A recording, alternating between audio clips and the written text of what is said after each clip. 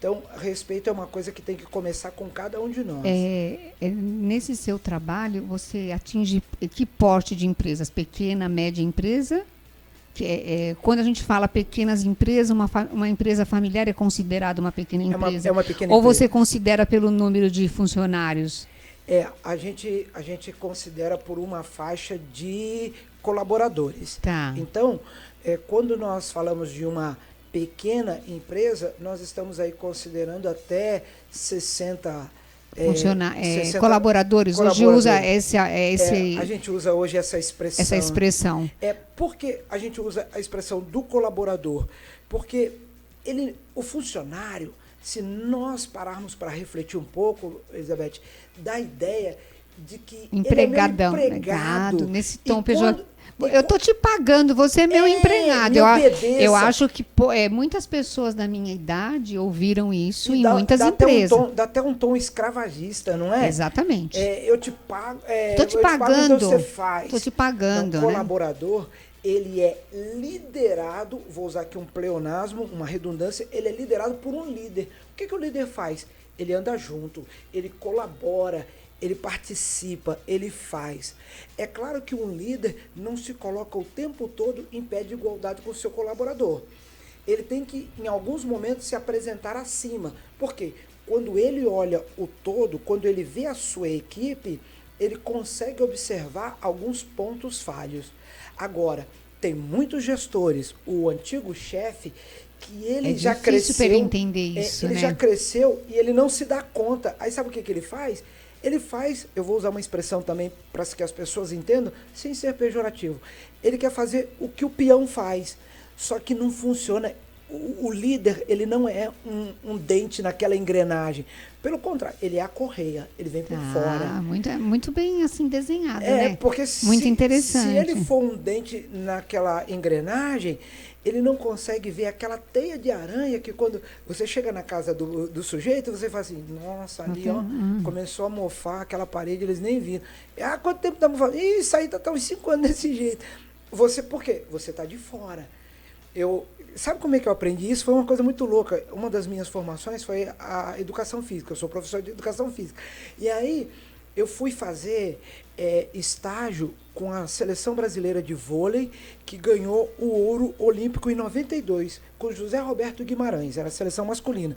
E interessante que eu via o preparador físico lá na quadra da ABB, em São Paulo, na estrada de Itapecerica da Serra, né?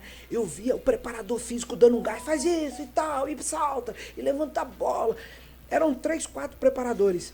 E o Zé Roberto Guimarães, que era o técnico, o chefe, o líder, eu via sentado na arquibancada, olhava, aí andava para um lado, daqui a pouco ele parava o treino, vinha, falava 2, 3 coisas e voltava para a arquibancada.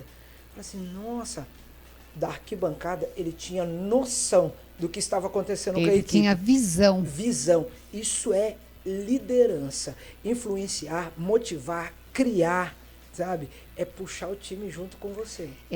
Se tiver algum empresário nos ouvindo, e esse programa vai ficar linkado no YouTube, hoje, uma pequena empresa, ela tem condição de contratar um coach? Como é que vai entrar hoje na dinâmica que todo mundo faz economia, que todo mundo está voltando, enfim, mas eu imagino que hoje você deve ter uma cartela de clientes muito maior do que vinha antes, porque se fez muitos conflitos por tudo que nós passamos com pandemia.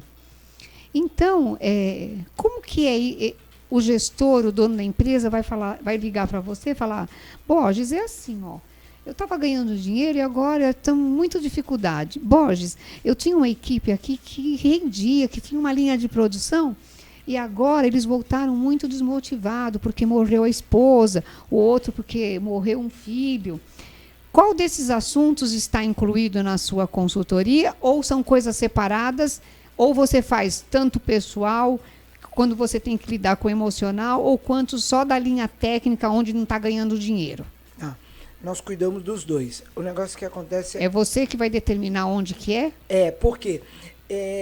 Sabe que a vida, Elizabeth, nos ensina muitas coisas. Então, para quase tudo que eu apresento, que eu ensino, que eu dou minhas aulas e minhas palestras, eu tenho um paralelo. Então, para responder essa sua pergunta, você já percebeu que o médico hoje, quando te recebe no consultório, ele fala assim, o que te trouxe aqui? Aí você fala assim, uma dor de cabeça, uma dor no joelho. Essa é a primeira pergunta. A segunda que o médico faz é assim, me conta a sua vida. Vai, amado, o médico que o povo vai no INSS não faz duas perguntas, não. Ele só faz uma e já te dá a receita. Não, ele não te dá... Você está sonhando demais aí. Só um pouquinho, Elizabeth. Só um que pouquinho. Deveria ser, então. Não significa que você vai ficar ali com ele, igual numa sessão de terapia, 1 hora. Mas porque o ser humano, ele é muito parecido, ele é cíclico. Lembra do ditado popular, só muda de casa e endereço? Só muda de número. De endereço. Só muda de então, endereço. Então, o que acontece? Ele fala assim, me conta o que está acontecendo. É a mesma coisa que falar, me conta a tua vida. Em 3 minutos, ele já sabe. A pessoa vai falar onde está a dor, onde está o foco. Onde está a dor. Vai entregar o que vem antes da dor no joelho. E pela experiência... Vai entregar sentimento. Pela experiência do profissional, ele não fala assim, já sei. Ele não faz isso. Isso é porque você não se dá bem com seu pai, porque na leitura do corpo é o joelho que isso dói. Isso é coisa de show de mágica. Né? Já sei, descobri. Não, nós vamos ouvir. Qual é a sua dor? A maneira como ele conta, a maneira como ele se porta, se as emoções tomam conta dele ou não, o que ele rascunha na sua frente, isso vai formando um perfil de como está a situação dele ou da empresa.